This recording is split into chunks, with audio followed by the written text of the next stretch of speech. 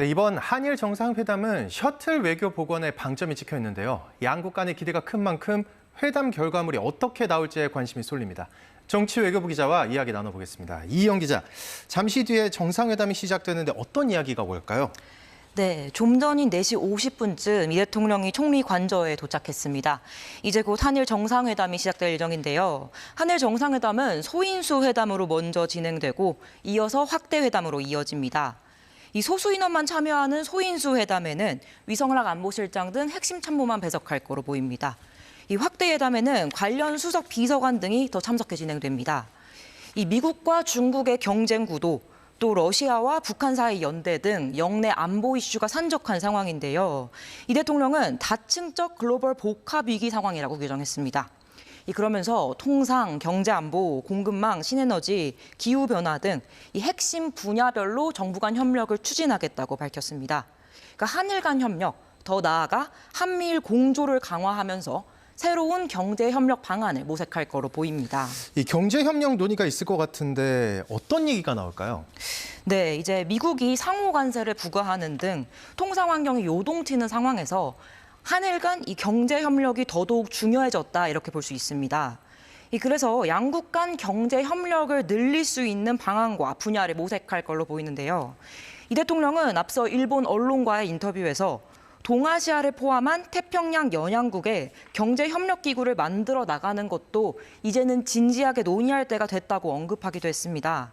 일각에서는 이번 회담에서 이 일본이 주도하는 포괄적 점진적 환태평양 경제동반자 협정 CPTPP 가입이 논의될 수 있다는 전망도 나옵니다. 또 이 밖에도 인적 교류를 활성화하기 위한 방안도 논의될 수 있는데요. 한일 수교 60주년을 기념해서 지난 6월 한 달간만 운영됐던 한일 양국민 입국 전용 심사대를 상시하는 방안도 있고, 또 한일 간 서로 워킹홀리데이 비자 횟수를 늘리는 등 서로 교류를 늘리는 방안이 마련될 수 있다는 전망입니다. 네, 무엇보다 큰 관심은 과거 김대중 오부치 선언 같은 새로운 한일 공동 선언이 나오느냐에 있을 것 같은데요. 어떤 결과 예상되나요? 네, 1998년 이 과거사에 대한 일본의 사죄를 명시했던 김대중 오부치 선언이 있었습니다. 네.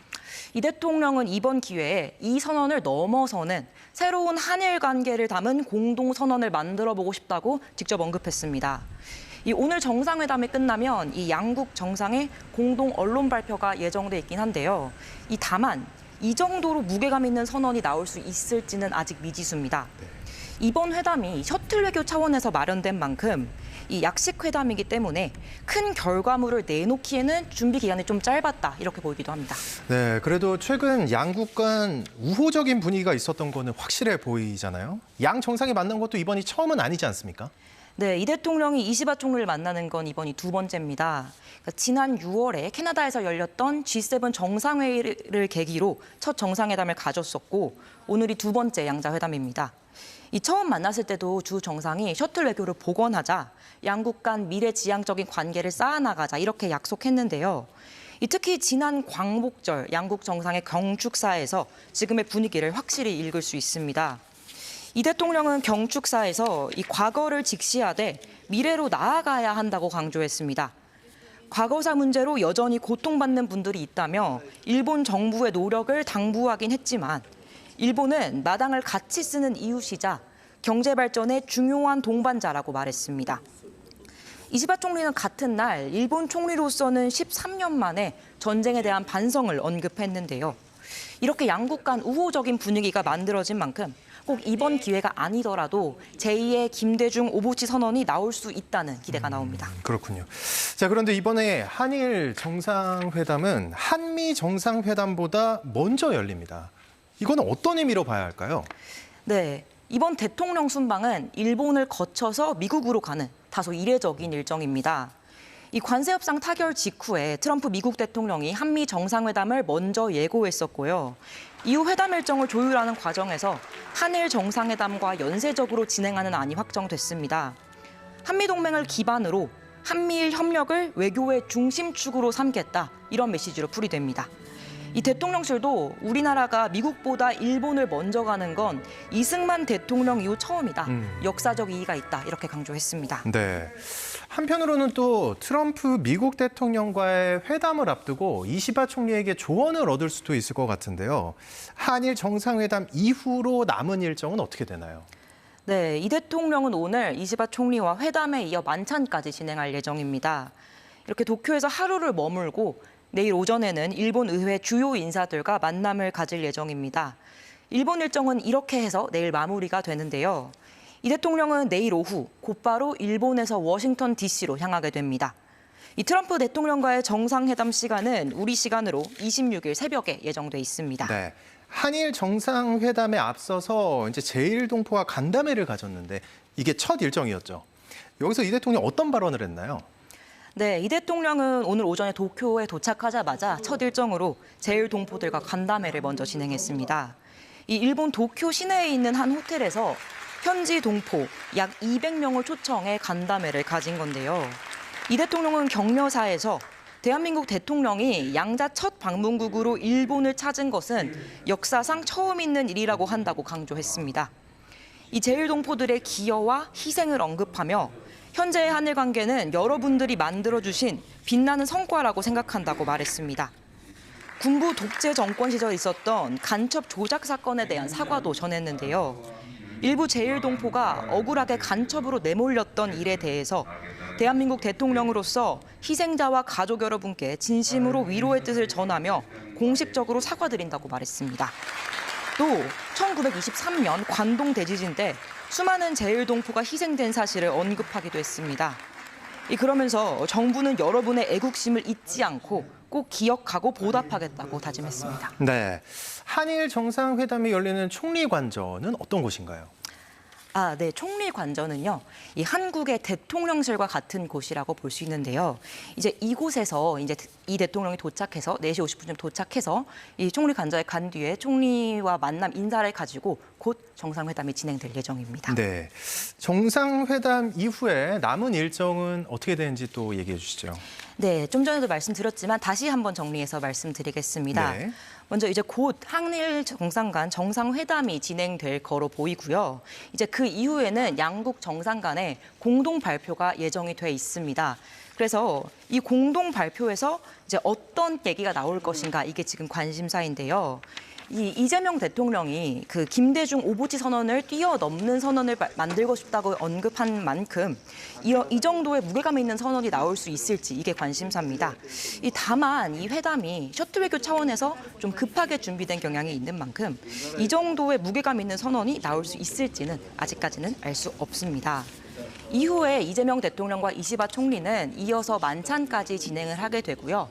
이 대통령은 내일까지 일본 도쿄에서 머물다가 이제 내일 바로 미국으로 바로 이동을 하게 됩니다. 네. 자, 이현 기자, 잠시 뒤입니다. 정말 잠시 뒤에 정상회담이 시작이 되는데 어떤 이야기가 오갈지 한번 정리를 해주시죠. 예. 네, 정상회담에서는 이제 첫 번째로는 안보 협력이 논의될 걸로 보입니다. 소인수 회담으로 먼저 진행이 되는 거죠? 네, 이어서 맞습니다. 확대 회담으로 이어지고요. 네. 일단 한일 정상회담은 먼저 소인수 회담으로 진행이 되고요. 그렇죠. 그 이후에 이어서 확대 회담으로 이어지게 되는데요.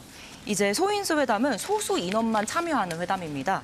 그래서 보면 정상들과 함께 위성락 안보실장 등 핵심 참모들만 같이 진행될 거로 보입니다. 그 다음에 이어지는 확대 회담에서는 관련된 수석, 비서관 등 한국과 일본의 주요 인사들이 추가로 배석을 하게 됩니다. 이제 여기서는 먼저 가장 크게는 안보 이슈, 그 다음에는 경제 협력이 논의될 거로 예상이 되는데요. 이제 안보 이슈부터 살펴보면 미국과 중국의 경쟁 구도, 또 러시아와 북한 사이 연대 등 지금 영내 안보 이슈가 산적해 있는 상황입니다. 이 대통령은 이것을 다층적 글로벌 복합위기 상황이라고 규정을 했습니다. 그러면서 이제 통상, 경제 안보, 공급망, 신에너지, 기후변화 등 핵심 분야별로 정부 간 협력을 추진하겠다고 밝혔습니다. 이제 하늘 간 협력, 더 나아가 한미일 공조를 강화하면서 안보 협력과 경제 협력을 늘려가자 이런 방안으로 풀이가 됩니다. 네, 지금 방금 경제 협력 얘기를 해주셨는데 이 논의가 굉장히 중요하다고 생각이 듭니다. 경제 협력에 관련해서 어떤 얘기가 나올까요?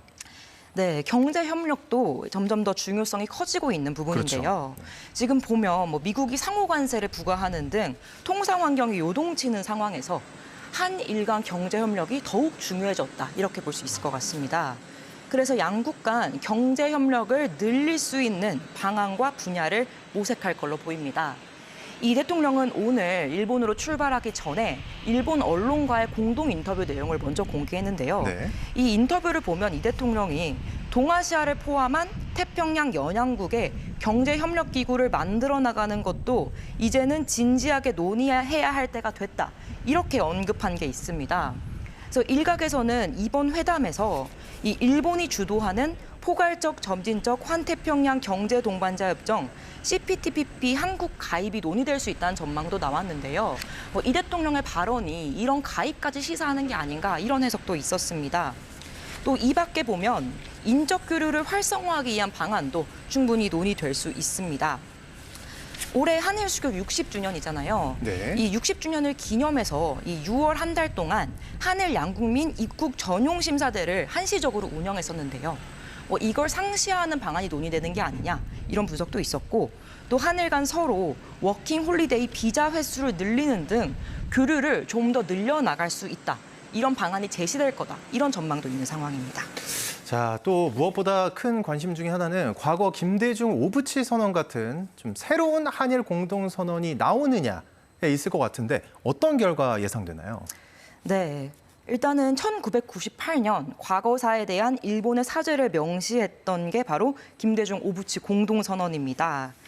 이제 이 선언 같은 중차대한 선언이 이번에도 다시 나올 수 있는가? 이게 가장 큰 관심사겠죠. 이제 이 대통령은 이것도 역시 일본 인터뷰에서 밝힌 내용인데요. 이번 기회에 이 선언을 넘어서는 새로운 한일 관계 공동선언을 만들어 보고 싶다고 직접 언급을 했습니다. 그리고 또 여기에 대해서 이번 기회에 이런 선언이 만들어질 수 있냐고 물었을 때 대통령실은 최근 한일 관계가 우호적인 관계로 가기 때문에 이런 선언이 만들어질 수 있다. 이런 국민적 기대가 있지 않나. 좀 기대를 해볼 수 있지 않나. 이런 긍정적인 반응도 내비쳤는데요. 이 오늘 정상회담 후에는 양국 정상이 공동으로 언론 발표를 하기로 예정이 돼 있기 때문에 이 공동 언론 발표에서 좀 이 정도의 좀 중대한 선언이 나올 수 있지 않나 이런 기대감이 있는 것도 사실입니다. 네. 그런데 다만 이제 이런 선언 같은 경우에는 이 한일 간 협력에 있어서 정말 무게감이 있는 선언인데 이번 회담은 좀 셔틀 외교 차원에서 마련된 약식 회담이고 또 준비 시간도 또 짧았던 측면이 있거든요.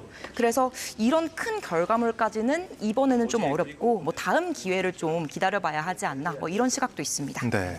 자, 어쨌든 그래도 최근 양국 간에 아주 우호적인 분위기가 있었던 건 확실해 보이는데요. 양 정상이 만난 것도 이번이 처음은 아니지 않습니까? 네, 그렇습니다.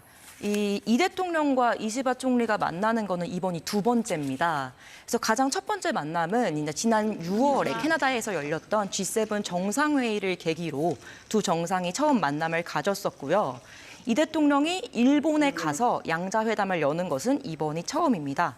그래서 이번에 이제 셔틀 외교를 복원하겠다 이런 약속이 첫 회담에서 이뤄졌던 만큼 또 이번 두 번째 회담에서는 어떤 얘기가 나올지 주목이 되는 상황인데요.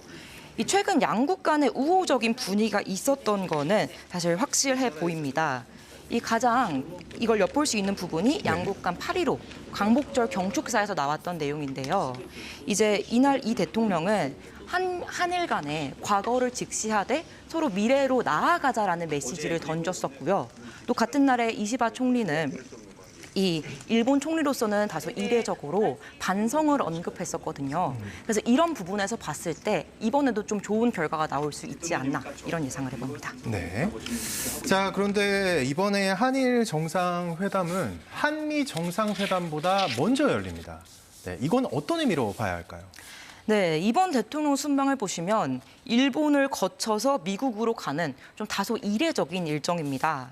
이 보면 관세 협상 타결 직후에 트럼프 대통령이 먼저 한미 정상회담을 예고했었습니다. 네. 이 당시에는 2주 안에 백악관에서 만날 것이다 이렇게 예고를 했었는데 서로 일정을 조율하는 과정에서 조금 늦어진 감이 있고요.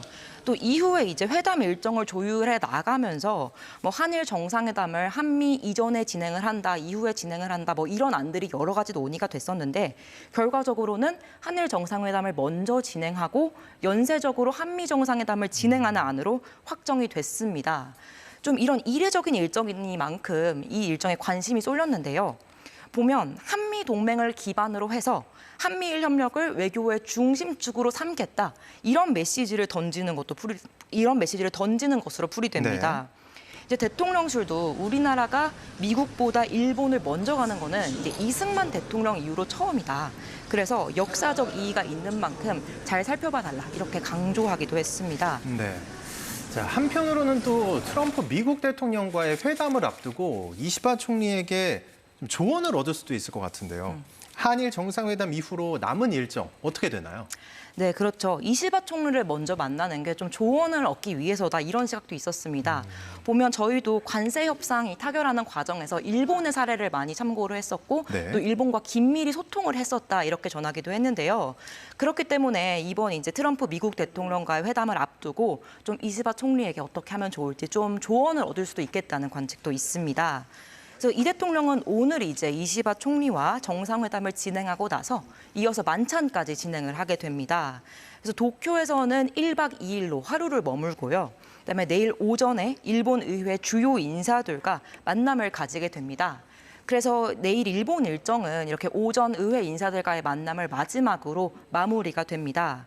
그래서 이 대통령은 이제 일본에서 미국으로 내일 오후 곧바로 이동하게 됩니다. 그래서 워싱턴 DC로 가서 이 트럼프 대통령과의 첫 한미 정상회담을 열게 되는데요. 이 한미 정상회담은 우리 시간으로는 26일 새벽에 예정이 돼 있습니다. 네. 자, 한일 정상회담에 앞서서 이제 재외동포와 간담회를 가졌습니다. 이게 첫 일정으로 알고 있는데요. 여기서 이 대통령이 어떤 발언을 했을까요? 네, 이 대통령은 이제 오늘 오전 일본 도쿄로 향해서 첫 일정으로 제일 동포들과의 오찬 간담회를 가졌습니다. 이 일본 도쿄 시내에 있는 한 호텔에 가서 이 현지 동포 약 200명을 초청해서 간담회를 가졌는데요. 이 대통령은 여기서 격려사를 했습니다. 이 격려사에서 대한민국 대통령이 양자 첫 방문국으로 일본을 찾은 것은 역사상 처음 있는 일이라고 한다. 이렇게 강조를 했습니다. 그래서 앞서도 말씀드렸던 일본을 먼저 방문하는 일정, 이거의 의미를 한 번 더 말씀해 주신 거고요. 네. 그 다음에는 이제 제일 동포들이 우리 역사에 있어서 이 많은 기여와 희생을 했다. 이렇게 언급을 하면서 현재의 이런 미래지향적인 한일 관계는 여러분들이 만들어주신 빛나는 성과라고 생각한다고 밝혔습니다. 이제 그러면서 이 대통령이 군부 독재 정권 시절에 있었던 간첩 조작 사건에 대한 사과도 전했습니다. 이 일부 제일동포가 좀 억울하게 간첩으로 내몰렸던 일인데요. 이 대통령이 이에 대해서 공식 사과를 했습니다. 이 대통령은 대한민국 대통령으로서 희생자와 가족 여러분께 진심으로 위로의 뜻을 전하며 공식적으로 사과드린다 이렇게 말을 했습니다. 또 1923년 관동 대지진 때 수많은 제일동포가 희생됐던 사실을 언급하기도 했는데요. 그러면서 정부는 여러분의 애국심을 잊지 않고 꼭 기억하고 보답하겠다 다짐했고요. 또 앞으로 한일 관계가 어떻게 만들어갈지 이에 대한 구상도 이 격려사를 통해서 내놨습니다.